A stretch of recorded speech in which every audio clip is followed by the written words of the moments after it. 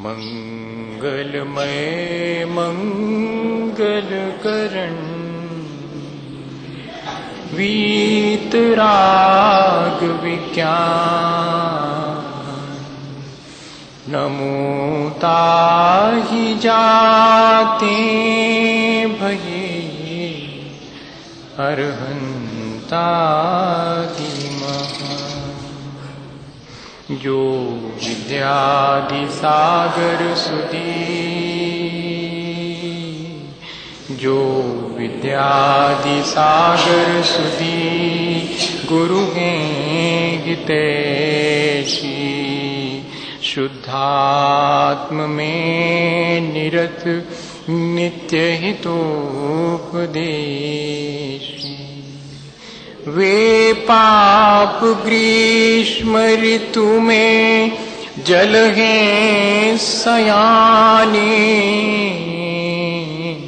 पूजून के सतत केवल ज्ञान पाने पूजून के सतत केवल ज्ञान पाने। बोले भगवान महावीर स्वामी की, आचार्य कुंद कुंद स्वामी की, आचार्य गुरुवर विद्यासागर मुनि महाराज।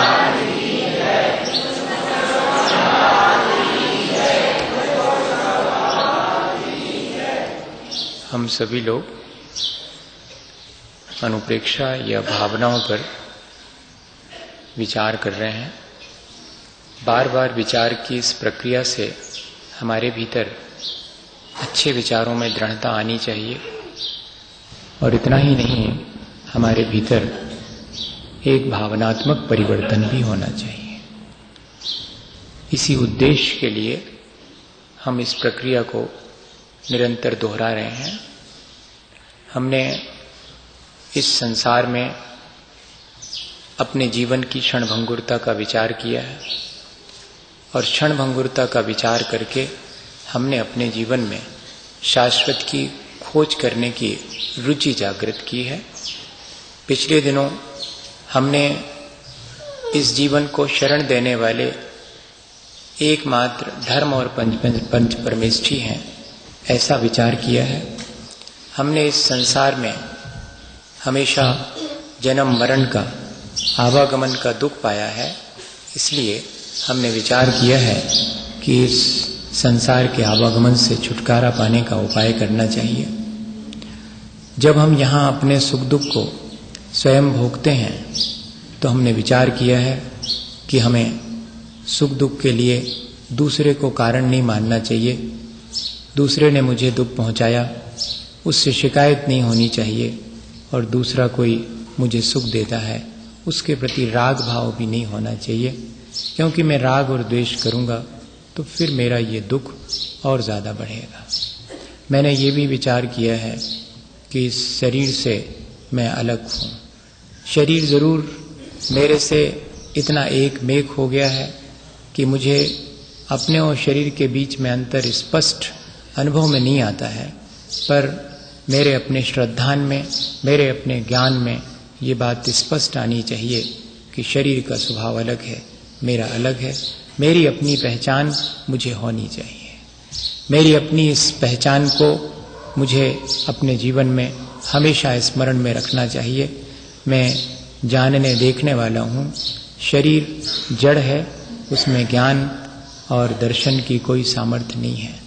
मैं इसे अपना ना मानूं, क्योंकि मैं इसे अपना मानता हूँ तब मुझे ये बार बार मिलता है। अब मैं शरीर से अलग हूँ तो अलग ही हो जाना चाहिए, और मुझे उस अपने अन्यत्व स्वभाव की तरफ भी ध्यान देना चाहिए। एयत्व विभक्त जो एकत्व है और सबसे पृथक है, ऐसा मेरा आत्मा है, उसका मुझे चिंतन बना रहना चाहिए। शरीर इतना ही नहीं कि क्षणभंगुर है, वो अपवित्र भी है। मैं उसको पवित्र बनाने का प्रयास करता हूँ कि किसी न किसी दिन तो पवित्र हो जाएगा, लेकिन अब मुझे मालूम पड़ गया है कि वो कभी पवित्र नहीं होगा। मुझे इसमें बैठे हुए आत्मा को, जो कि स्वभाव से तो पवित्र है, लेकिन अपने वर्तमान के राग द्वेष परिणामों से, विभाव को प्राप्त हो जाने से मलिन हो गया है, विकार से युक्त हो गया है, मुझे उसे विकार रहित बनाना है, उसे मुझे निर्मल बनाना है। शरीर की निर्मलता से हटकर मुझे अपने आत्मा की निर्मलता का विचार करना चाहिए। ये भी हमने विचार किया। इसके बाद हमने देखा कि निरंतर मैं शुभ और अशुभ जो भी भाव करता हूं, उससे मेरे भीतर भले और बुरे संस्कार निर्मित होते रहते हैं। ये प्रक्रिया ऐसी है कि मैं कभी इसे रोक ही नहीं पाता हूं। मुझे इसका विचार करना चाहिए। यदि ये प्रक्रिया मेरे भीतर चल रही है, निरंतर खोटे भले और बुरे दोनों तरह के संस्कार, दोनों तरह के कर्म मेरे भीतर अगर संचित हो रहे हैं, तो इससे मेरा कोई लाभ है या नहीं है? तो मैं देखता हूं इससे मेरा कोई लाभ नहीं है। आश्रव दुखकार घनीरे, आश्रव जितना भी है वो मुझे संसार में पीड़ा देने वाला है। शुभ का आश्रव होता है, मुझे लगता है कि जैसे मेरे जीवन में सुख आ गया, लेकिन वो सुख भी क्षणिक ही होता है। अशुभ का आश्रव होता है, वो तो मुझे अपना फल अशुभ रूप या कि दुख रूप ही देता है। इसलिए मुझे इस आश्रव को उपयोगी नहीं मानना है। इतना अवश्य है कि जब तक मैं अपने इस आश्रव को नहीं रोक पा रहा हूं, अपने इन कर्मों के आगमन का द्वार बंद नहीं कर पा रहा हूं, तब तक मुझे एक ही विचार करना चाहिए कि जैसे बने तैसे, और मुझे अशुभ के आश्रव को तो या अशुभ संस्कारों को अपने भीतर संचित होने से रोकना है। और जो अपने खोटे संस्कारों को जो निरंतर अपने भीतर संचित हो रहे हैं, आ रहे हैं, उनको रोकने की प्रक्रिया का नाम ही संवर है। इन्फ्लक्स ऑफ कर्मास और स्टॉपेज ऑफ कर्मास और पार्शियल डिसोसिएशन ऑफ कर्मास, ये तीन चीजें हमें हमेशा दिमाग में बनी रहें। मोक्ष भावना नाम की कोई भावना नहीं रखी आचार्य भगवंतों ने। आश्रव भावना रखी, संवर भावना रखी और निर्जरा भावना रखी। आश्रव के मायने कर्मों का आना, संवर के मायने कर्मों का आना रुक जाना, और निर्जरा के मायने संचित कर्मों का आंशिक रूप से आत्मा से पृथक हो जाना। Dissociation of, partial dissociation of कर्म, इन तीनों भावनाओं को रखा। इसमें से आश्रव भावना तो जो है वो हे है, और संवर और निर्जरा भावना मेरे लिए उपादेय है। भावनाएं तो तीनों उपादेय हैं। आश्रव तत्व की अपेक्षा से अगर विचार करेंगे तो आश्रव भावना तो संवर का कारण है, इसलिए वो भी मुझे ग्राह्य है। मुझे कर्मों का बंधन स्वीकार नहीं है। मुझे कर्मों के बंधन से छुटकारा पाने के लिए ये भावनाएं भाना अवश्य स्वीकार है। ऐसा अपन ने तीन विशेष प्रकार से, जो तीन तत्व भी हैं, उन्हीं को हमने उनके हानि या गुण और दोष इनका विचार किया है, इसलिए वो भावना है। आश्रव तत्व, संवर तत्व और निर्जरा तत्व। और भावना में क्या अंतर है? आश्रव, संवर और निर्जरा में तो हम उनके भेद प्रभेद और उनके विस्तार से उनके बारे में समझते हैं, लेकिन आश्रव, संवर और निर्जरा भावना में हमें क्या करना है, हमें किसमें लाभ है, किसमें हानि है, इस बात का विचार किया है। और उससे निरंतर अपने आत्मा की तरफ, अपने ज्ञान और वैराग को बढ़ाने के लिए हमने आश्रव, संवर और निर्जरा भावना का पिछले दिनों विचार किया है। हमारा विचार करने का एक ही उद्देश्य है, हमारी अज्ञानता हटे और हमारे अंदर संसार के प्रति जो आसक्ति है वो भी घटे। अज्ञान और आसक्ति दोनों घटाने के लिए, ज्ञान और वैराग दोनों बढ़ाने के लिए हम निरंतर ये विचार कर रहे हैं। ज्ञान और वैराग बढ़ने से ही मेरा जीवन अच्छा बनेगा, ये हमारा अपना मुख्य लक्ष्य है। यहाँ तक हमने अपनी इस विचार की यात्रा को लगातार किया है। हम थोड़ा सा और आगे बढ़ें। इस संसार में जिसमें कि हम रह रहे हैं, इसे हम सामान्य रूप से सृष्टि या संसार कह देते हैं। जैनाचार्यों ने इसे लोक कहा है। षड द्रव्यानि लोक्यन्ते इति लोकः। जहां 6 द्रव्य देखे जाते हैं वह लोक है, और जहां सिर्फ अकेला आकाश है वो अलोक आकाश कहलाता है। जिसमें हम बैठे हैं वो लोक आकाश है, उसे ही लोक कहते हैं। और जहां सिर्फ आकाश है वो अलोक कहलाता है। यूनिवर्स और एंटी यूनिवर्स, सामान्य रूप से हम सब के अंदर ये धारणा बैठी हुई है कि ये जो सृष्टि है, ये जो लोक है, इसका कोई बनाने वाला है, इसका कोई मिटाने वाला है, इसका कोई धारण करने वाला है। लेकिन वास्तव में हम विचार करें तो इस सृष्टि को अगर कोई बनाने वाला है, तब फिर उसे किसने बनाया? उस व्यक्ति ने इस सृष्टि को कहां बैठ करके बनाया, ऐसा विचार करना पड़ेगा। यदि अपने मन में ये विचार आता है कि किसी ने इसे बनाया होगा, कोई इसे धारण करता होगा और कोई इसे नष्ट भी कर देगा।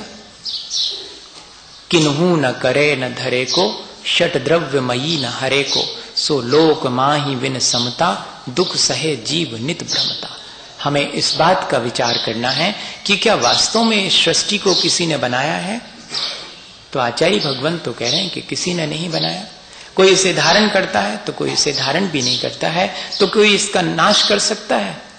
नहीं, कोई इसे नष्ट भी नहीं कर सकता। लेकिन क्या करें, ये कर्ता भोक्ता और स्वामी पने का जो भाव है, जो अहम बुद्धि है, वो ऐसा हमारे भीतर विचार उत्पन्न करती है जैसे कि इस सृष्टि को करने वाला मैं ही हूं।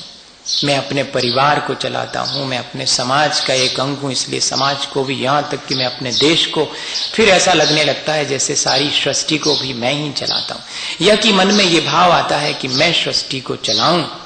चला नहीं पाता हूं ये बात अलग है, घर को ही नहीं चला पाता हूं, अपने लोग ही हमारी बात नहीं मानते, पर मन में तो यही आता है कि सारा संसार मेरे मुताबिक चले। ये जो कर्तापने की बुद्धि है, शायद यही हमारे लिए दुखदाई है। और आचार्य भगवंत कह रहे हैं कि हम इस लोक के भी कर्ता नहीं हैं, कोई इसका कर्ता नहीं है, तब फिर हम कैसे इन छोटी छोटी चीजों के कर्ता बन करके और स्वामी बन करके, भोक्ता बन करके, और ऐसा विचार कर लेते हैं, मिथ्या अपने दुख का स्वयं उपाय करते हैं। लोक का विचार करने से, द्रव्य गुण और पर्याय का विचार करने से, और इतना ही नहीं, इस विशाल लोक के विस्तार का विचार करने से, इसके आकार प्रकार का विचार करने से, इसके भेद प्रभेद का विचार करने से धीरे धीरे करके अज्ञान हटता है, उपयोग में स्थिरता आनी शुरू होती है। अरे अद्भुत है, मैं तो ये सोचता था कि इसे कोई बनाता है, इसे कोई नष्ट करता है, लेकिन ये तो 6 द्रव्यों से मिलकर के बना हुआ है और द्रव्य निरंतर उत्पाद व द्रव्य से युक्त हैं। Changeability with permanence is the nature of substance. हर द्रव्य का स्वभाव है कि वो चेंज हो लेकिन बना रहे। ये जो उत्पाद वय और द्रव्य हर द्रव्य में लगा हुआ है, इसी से तो ये लोक दिखाई पड़ता है, बनता दिखाई पड़ता है, मिटता भी दिखाई पड़ता है और शाश्वत भी है। ये सारी चीज स्पष्ट झलकने लगती है, उपयोग में बड़ी स्थिरता आती है और ज्ञान भी हमारा धीरे धीरे बढ़ने लगता है। ये लोक का स्वरूप हमें इस लोक से विमुख होने का भी ज्ञान देता है और वास्तव में यही आत्मज्ञान इस लोक भावना का मुख्य उद्देश्य है। लोक की संरचना समझ लेना, लोक के भेद प्रभेद और षट द्रव्य से बना है ये समझ लेना इतना ही आवश्यक नहीं है। मुझे ये आत्मज्ञान हो जावे कि इसमें तो समता रखना ही ठीक है। सो लोक माही बिन समता, दुख सहे जीव। सारा कुछ लोक के बारे में जान लेने से इस लोक में मैं भ्रमण क्यों करता हूं यह भी जानने में आ जाता है। कैसे जीव इसमें भ्रमण करते हैं, आत्मज्ञान से शून्य होकर के भ्रमण करते हैं। मैं अगर इस लोक में भ्रमण नहीं करना चाहता हूं तो मैं अपने आत्मज्ञान को पाने की रुचि जागृत करूं।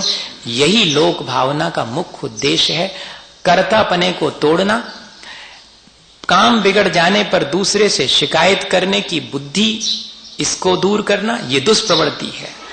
हाँ, आप करें सिर औरन के लादें, स्वयं करके इस संसार में दूसरे पर लादने की दुष्प्रवृत्ति और जग की आशा, कुछ तो मिलेगा इसमें, सुख मिलेगा।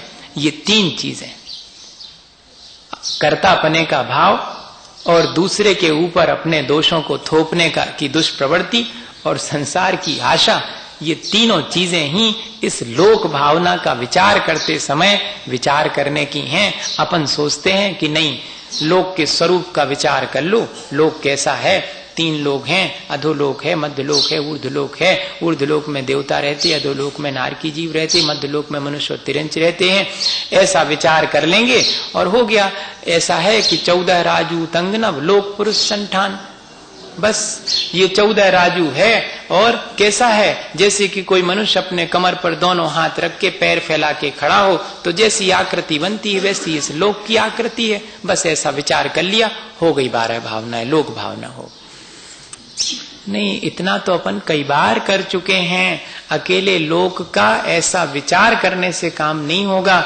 इस लोक में मैं भ्रमण करता हूं, मेरे अज्ञान के कारण भ्रमण करता हूं, मेरी अहम बुद्धि के कारण, मेरी अपनी शिकायत करने की दुष्प्रवृत्ति और संसार से आशा रखता हूं मैं, ये मेरे अपने दुख का कारण है इस संसार में। ऐसा विचार इस लोक भावना के साथ करना चाहिए। कर्तापने की बुद्धि कैसे आ जाती है? एक व्यक्ति बताते हैं कि वो किसी एक परिवार में जाते थे जो कि वैदिक संस्कृति को मानने वाले। अधिकांश लोगों के अंदर यही है कि ईश्वर करता है। हालांकि गीता में बहुत स्पष्ट लिखा हुआ है कि न कर्तृत्वम न कर्माणि लोकस्य सृजति विभु स्वभावस्तु प्रवर्तते। हे अर्जुन, यदि तुम ये मानते हो, श्री कृष्ण से कहलवाया गया है कि हे अर्जुन, यदि तुम ये मानते हो कि इस संसार को मैंने किया है, मैं इसका करता हूं, यह सृष्टि मेरा कर्म है, तो यह मानना तुम्हारा मिथ्या है। स्वभावस्तु प्रवर्ते, ये संसार तो स्वभाव से ही प्रवर्तित होता है। मानस में उठा के देखें तो यही लिखा हुआ है कि जो जस करे सो तस फल चाखा, कर्म प्रधान विश्व करी राखा। ये विश्व पूरा कर्म प्रधान है, किसी ने इसको बनाया नहीं, लेकिन इसके बाद भी प्रचलित यही है। अगर देखें जैन दर्शन के अलावा सारे दर्शनों में यही प्रचलित है कि सृष्टि किसी के द्वारा बनाई। हमारे बच्चे भी स्कूलों में जाकर के यही पढ़ के आते हैं कि कोई ईश्वर नाम की चीज है जो कि वहां आकाश में बैठा हुआ है, उसके हाथ में डोरियां बंधी हैं ऐसी, और उनमें हम बंधे हैं, तो वो ऐसा हिलाता है तो हम यहाँ पर हिलते रहते। फिर किसी दिन वो डोरी खींच के हमें अपने पास बुला लेता तो हम उसमें समा जाते हैं, खत्म। हाँ, ऐसा सामान्य रूप से छोटे छोटे बच्चों के भीतर भी यही बात है। अगर देख ले में सबको यही लगता है। जब अपन कहते भी हैं अब का पता, भगवान जाने, वो जैसो करे सो। हाँ, अब भगवान ने हमें ऐसे ही बना दो, भगवान ने हमें दिया ही नहीं, ऐसा कहने में भी अपने मुंह से कई बार आता है इस तरह का।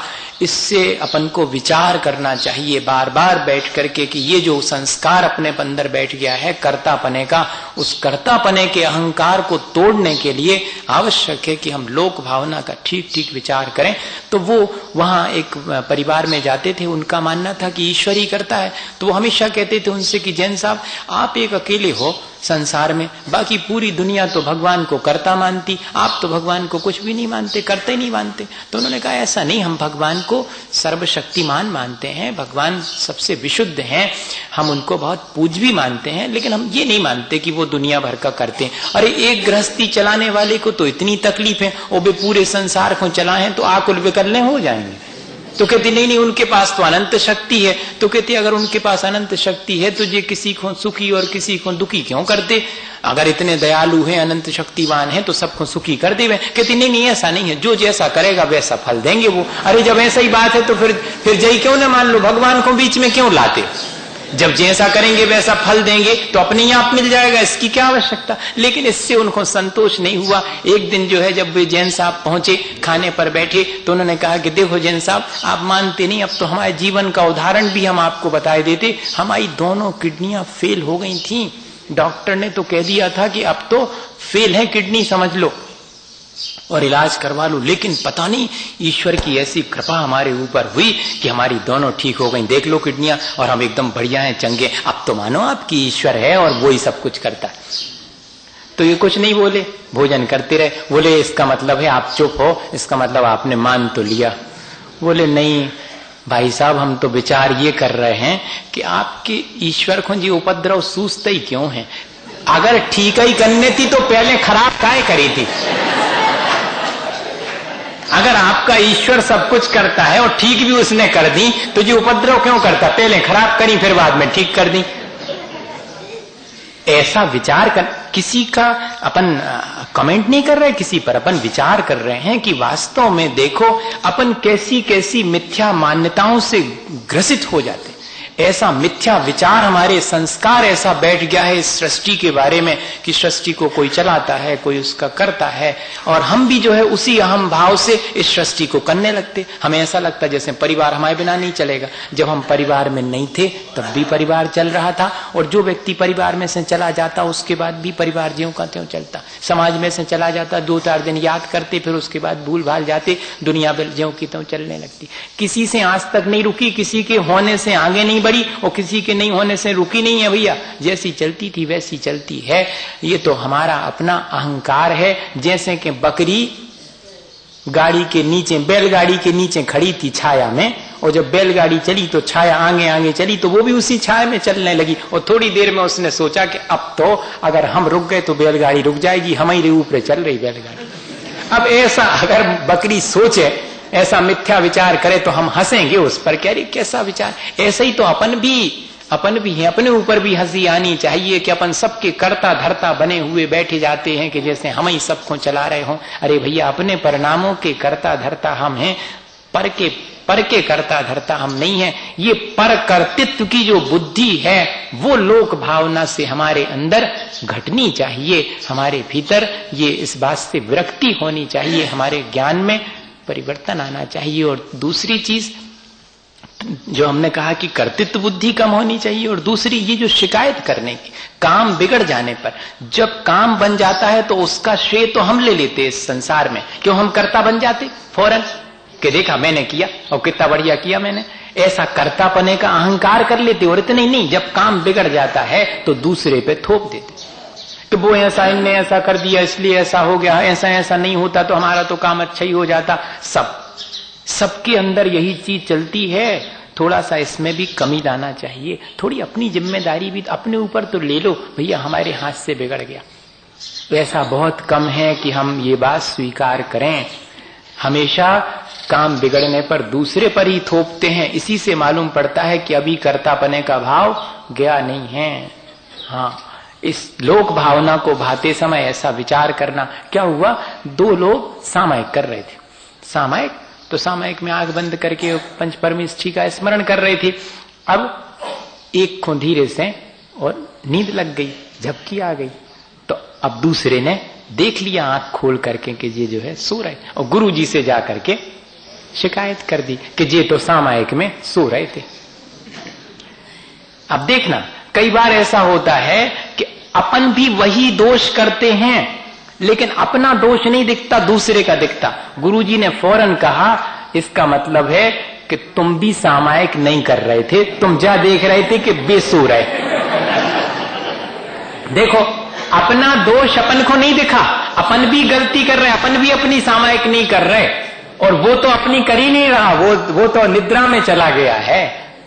ये उदाहरण है। जब भी हमें दूसरे का दोष दिखे फौरन अपना भी देख लेना चाहिए। दोष देखने का भी तो एक दोष है, दूसरे के दोष देखना भी एक दोष है।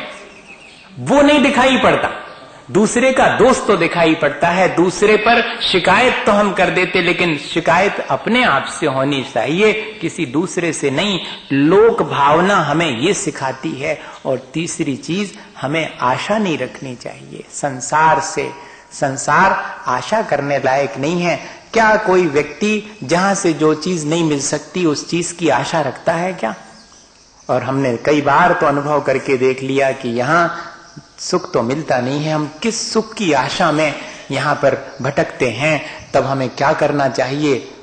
लोक के शीश वासा। हम ऐसा उपाय कर लेवें, अहम बुद्धि छोड़ देवें, शिकायत छोड़ देवें, आशा रखना छोड़ देवें। अब तो विचार ऐसा करें कि कैसे इस लोक के अग्रभाग पर जाकर के विराजमान हो जावें, कैसे उस सिद्धपने को प्राप्त कर लेवें। वास्तव में तो लोक के अग्रभाग पर ही हमारा स्थान है। इस लोक में तो भ्रमण करना हमारा स्वभाव नहीं है। हमारा स्वभाव तो उस लोकाग्र पर स्थिर हो जाने के मायने हैं आत्मा। और इसलिए लोक का दर्शन करना यानी आत्मदर्शन, और लोक का अवलोकन करना यानी आत्मावलोकन ही है। अगर गौर से देखा जाए, अपने शुद्धात्म स्वरूप का। क्योंकि इस उदाहरण भी दिया है कि जैसे कोई अपने कमर पे हाथ रख के पैर फैला के खड़ा हो तो लोक बन गया। इसका मतलब है सारा लोक मेरे ही भीतर है और कहीं नहीं है अन्यत्र। यह आत्मा ही लोक रूप है। इसलिए लोक का चिंतन करना भी वास्तव में अपने ही आत्मा के स्वरूप का चिंतन करना भी है। और ये लोक कैसा है? जहां सबको स्थान मिला हुआ है। आकाश सबको स्थान देता है अपने भीतर। एक माही एक राजे, एक माही अनेक नो, एक अनेक की क्या कथा, नमो सिद्ध अनंत नो। अनंत है सिद्ध भगवान, लेकिन एक ही जगह में सब समाये हुए हैं। क्या ऐसा स्वभाव हमारा नहीं हो सकता? हो सकता है। सबको अपने भीतर समाने का भाव इतना उदार हृदय हो जावे। यह भी लोक भावना से व्यवहारिक उपदेश लेना चाहिए। आत्मचिंतन करना चाहिए, आत्मा का अवलोकन करना चाहिए। इस सृष्टि में मैं करता नहीं हूं, ना मुझे किसी से इसमें शिकायत करनी, ना इससे मुझे कोई आशा रखनी।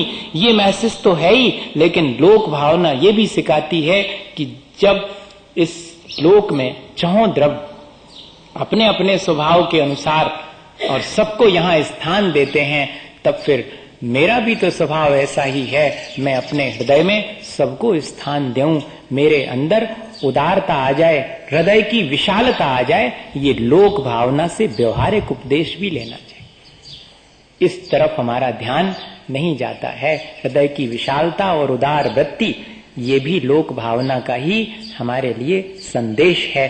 वर हम अपने जीवन को इस तरह से धीरे धीरे बनाएं। एक छोटा सा उदाहरण जिससे कि मालूम पड़े कि हाँ, वास्तव में हमारे भीतर अगर ऐसी उदार वृत्ति और हृदय की विशालता आ जावे तो हम अपने उस लोकाग्र पर विराजमान होने के लिए जो आत्मज्ञान आवश्यक है उसको प्राप्त कर लेंगे। उदार चित्त वाला ही, क्या कहते हैं, मेरा और तेरा करने वाला तो बहुत क्षुद्र है। वास्तव में तो उदार चरिता नाम तू वसुधैव कुटुंबकम। जिसका हृदय विशाल है उसके लिए तो सब अपने हैं। मेरे तेरे का भाव मिट जाता है। मेरे तेरे का भाव ही संसार है। मेरे तेरे के भाव से ही मैं इस संसार में भ्रमण करता हूँ। मुझे ये आत्मज्ञान हो जाए कि तेरा मेरा यहाँ कुछ भी नहीं है, व्यर्थ है ऐसा विचार करना, और मेरे अंदर ऐसी हृदय की विशालता आ जावे। एक उदाहरण मैं पढ़ता था, बस उसको सुनाऊं। उसके पहले अपन थोड़ा सा ये देख लें कि आचार्य भगवंत, नहीं तो हम भूल जाते हैं, आचार्य भगवंत हमारे लिए क्या उपदेश दे रहे हैं। वास्तव में जो हमने जितना समझा वही हमें आचार्य भगवंतों ने कहा है, या कि हमने कुछ अलग तो नहीं समझ लिया उससे। ये देख लें अपन क्या कह रहे हैं। नाऊन लोग सारम निस्सारम दीह गमन संसारम लोयज्ञ सिहरवासम झाई पत्येन सुबासम। है लोक कायः वितान असार सारा संसार तीव्र गति से गममान न्यारा। यो जान मान मुनि हो शुभ ध्यान धारो लोकाग्र में स्थित शिवालय को निहारो। ये लोक असार है। हमारी कर्तृत्व बुद्धि, हमारी अपनी शिकायत की आदत, हमारी अपनी इससे आशा रखने की सारी भ्रांतियां मिथ्या हैं। लोक तो असार ही है और निरंतर आवागमन इसमें लगा है। जन्म और मरण का तीव्र गति से तीव्र है इस संसार में आवागमन का प्रवाह। और कह रहे हैं इसलिए ऐसा जान करके शुभ ध्यान करो, अपने आत्मा का ध्यान करो, आत्मा में ही लीन हो, आत्मा का ही अवलोकन करो। क्यों?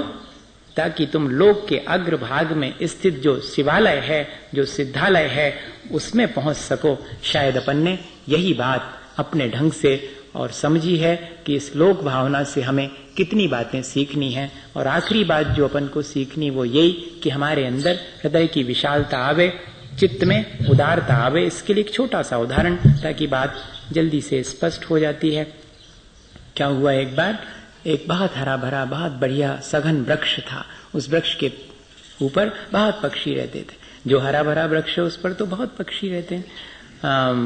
और क्या हुआ कि उस जंगल में एक शिकारी शिकार खेलने आया। उसने एक बार तीर चलाया। वो तीर विष से बुझा हुआ था। तो वो तीर विष से बुझा हुआ था और उसके वृक्ष के पास से हिरण गुजरा, तो वो तीर हिरण को ना लग करके और उस वृक्ष को जाकर के लग गया। वृक्ष में चुभ गया। वो शिकारी तो अपना शिकार की खोज में आगे बढ़ गया, लेकिन वो तीर नहीं निकाला उसने उस वृक्ष से। तो उस विष के प्रभाव से धीरे धीरे वो वृक्ष जलने लगा, अर्थात नष्ट होने लगा, सूखने लगा, क्योंकि विषाक्त विष उसके अंदर भी पहुंच गया। तो उस विष की वजह से वो सूखने लगा। जैसे वृक्ष सूखने लगा, फल लगना बंद हो गए, पक्षियों ने अपना अपना स्थान बदलना शुरू कर दिया। इतना ही रिश्ता है इस संसार में भी, देखा जावे अपन का भी है। इससे ज्यादा और क्या है? जहां अपन को अपना स्वार्थ पूरा होता दिखता है, उस जगह अपन इकट्ठे हो जाते हैं, वहां रहने लगते हैं, परिवार बना लेते हैं, समाज बना लेते हैं। फिर जब स्वार्थ नहीं सकता है तो छोड़ छोड़ के अपना चले जाते हैं। पक्षी भी चले जाने लगे। एक तोता था, वो तोता जो है उसका जन्म उसी वृक्ष पर हुआ था। हालांकि और भी बहुत सारे पक्षियों का जन्म उसी वृक्ष पर हुआ था, लेकिन उस तोते के मन में एक ही भाव था कि इस वृक्ष ने कितना उदार है, कितना विशाल हृदय है इसका, कि हम सबके लिए इसने स्थान दिया। आज इस पर मुश्किल आई है, आज ये सूखने लगा है, तो क्या मैं अपने इस जन्मदाता को, इस जन्म स्थान को छोड़ करके अन्यत्र चला जाऊं? अपन तो ऐसा ही करते हैं। अपन तो अपने थोड़े से सुख सुविधा की खोज के लिए अपने माता पिता को भी छोड़ के चले जाते हैं। हाँ, और जब उनके मरण की खबर मिलती है तो शायद तीसरे दिन और कई बार तो 13वें दिन शामिल हो पाते हैं। इतने दूर चले जाते हैं कई बार, हमने देखा है अपनी आंख से। हाँ, एक व्यक्ति के परिवार में 2 बेटियां 2 बेटे, दोनों बेटियों का बढ़िया बढ़िया जगह ब्याह कर दिया, दोनों बेटे बढ़िया इंजीनियर हो गए और चले गए दूर। और घर है इतना बड़ा कि जिसमें अगर वे दोनों बेटियों के परिवार आ जाएं, दोनों बेटों के आ जाएं और इनका खुद का, वो पूरा रह सकता है, इतना बड़ा घर। लेकिन उसमें बचे 2 ही प्राणी जिनने यात्रा शुरू करी थी, वे बचे आखिरी में। हाँ, अब कितने कितने साल के, 55 और 60 साल के हो गए। रात को 12 बजे हार्ट अटैक होता है। तब जो बहू, जो आज 60 साल की माँ हो गई, जिसकी अपनी बहुएं हैं, जो कभी घर से बाहर ऐसे नहीं निकली रात में, उसे अपने दरवाजे खोल करके बाहर आवाज देनी पड़ती कि कोई तो हो जो बचा ले, डॉक्टर को बुला दे। कोई नहीं है। जिनके 2-2 बच्चे, जिनकी भरा परिवार, जिनकी बेटियां, और उनके कोई नहीं है, और वे बुला रहे हैं। और फिर वो तो ये छोटा सा गांव, इसलिए उस गांव में और फौरन डॉक्टर आ गए और उन्होंने देख लिया, बच गए। वो दोनों मेरे पास आए, कहा आप ठीक कहते हैं, हमने जहां से यात्रा शुरू की थी, हमने पाल पोस के बड़ा किया, क्या हुआ, क्या काम आए? अब हमें विरक्त हो जाना चाहिए, अपना धर्म ध्यान करना चाहिए, घर छोड़ देना चाहिए। वास्तव में यही स्थिति है। सब यही करते हैं, सब कोई ध्यान नहीं रखता। इतनी हृदय की विशालता नहीं है कि जिनने हमें पाला पोसा उनको अपने पास बुला ले। नहीं, कोई नहीं बुलाता। हमारी गृहस्थी में दिक्कत हुई, हम तो चल नहीं रहो, हम माता पिता को क्या चले। अब मम्मी को सवेरे से अपनो मंदिर जाने, उनको 16 को खाने, इनको वो करने, हमारे बस को नहीं है, हमने बहू के बस को आए नहीं। बहुत स्पष्ट सा ऐसे ही देख, ये अपन लोक भावना भार है। एक तरफ तो बड़ी बड़ी बातें कर रहे हैं अपन, आत्मानुभूति की बातें कर रहे हैं, आत्मदर्शन की बातें कर रहे हैं, और एक तरफ देखें अगर तो इतनी हृदय में विशालता नहीं है। जहां हम लोक के शिखर अग्रभाग पर स्थित होना चाह रहे, वहां हमारे मन में इतनी तो विशालता होनी चाहिए कि हम अपने जिनको हम अपना मानते, चलो जो पराये हैं उनको छोड़ो, जिनको अपना मानते हैं उनका ही थोड़ा सा अपने हृदय में उनके लिए जगह बनाए रखें। ये उस तोते ने यही विचार किया और वो वहीं बना रहा। दाना पानी उसने छोड़ दिया, कहीं नहीं जाता था उस वृक्ष को छोड़ करके। क्या जाना, यही सूख रहा है, अब तो मैं इसको छोड़ करके कहीं नहीं जाऊंगा। कहते हैं ऐसा देख करके, और जो कोई वहां पर देवता थे वो आ गए। उन्होंने कहा, अरे तोते उड़ जाओ, सब तो उड़ गए, तुम अकेले इस पर बैठे हुए हो, ये तो सूख गया है, कुछ दिन के बाद ये धराशायी हो जाएगा और तुम्हारा इस पर अब रहना ठीक नहीं है। तो उस तोते ने कहा कि मैं इतना कृतज्ञ नहीं हूं, इतना कृतज्ञ नहीं हूं कि मैं अपने इस जन्मदाता को छोड़ करके चला जाऊं। इसने मुझे हमेशा मीठे मीठे फल दिए, हमेशा छाया दी, मुझे सुरक्षा दी, इतना सब कुछ दिया, और मैं इसे छोड़ के चले जाऊं, इसके मरण के साथ ही मेरा भी मरण हो जाए, मुझे स्वीकार है। मैंने भी दाना पानी छोड़ दिया, यह सूख रहा है, मेरा जीवन भी इसी में पूरा हो जाए। कहते हैं कि वो उसकी इस हृदय की विशालता और उदारता को देख करके बड़ा चकित हुआ देव, और उसने कहा बोलो तुम क्या चाहते हो। अब उसने सोचा कि शायद ये कुछ मांग लेगा, अपने लिए कुछ मांग लेगा, लेकिन देखो उसने कहा मेरे लिए मुझे कुछ नहीं चाहिए, अगर देते हो मुझे कोई वरदान तो इस वृक्ष को फिर से हरा भरा कर दो, तो मुझे और कुछ नहीं चाहिए। भैया इतनी हृदय की विशालता अपने भीतर है क्या? बस इतना विचार करना, नहीं है कोई बात नहीं, आना चाहिए कि नहीं, बस कब आएगी हमें नहीं मालूम, हम तो प्रयास करेंगे, हम रोज बैठ के इस बात का प्रयास करेंगे, रोज विचार करेंगे कि क्यों नहीं आती मेरे भीतर ऐसी विशालता, मैं क्यों नहीं जो है सब जीवों को नहीं दे पाता हूं आश्रय, कोई बात नहीं, लेकिन मेरे मन में सबके लिए आश्रय देने की भावना तो होनी चाहिए। भावना भाने में कौन सा हमको कोई बहुत बड़ा बोझा उठाना पड़ रहा है। हम रोज सुबह शाम सर्वे भवन्तु सुखिना सर्वे सन्तु निरामया सर्वे भद्राणि पश्यन्तु मां कश्चित् दुख भाग भवेत्, सब जीव यहाँ पर सुखी हों, क्या ऐसी भावना नहीं भा सकते? इस लोक में सब भ्रमण कर रहे हैं, सब दुखी हैं और सब अज्ञानता की वजह से दुखी हैं, सबको ज्ञान प्राप्त हो, सबको सुख प्राप्त हो। अगर वास्तव में हम ऐसी लोक के कल्याण की भावना भावें तो लोक भावना में यह भी निहित है। हम सब इसी तरह अपने जीवन में भावना भाकर जीवन का कल्याण करें। बोलिए आचार्य गुरुवर विद्यासागर।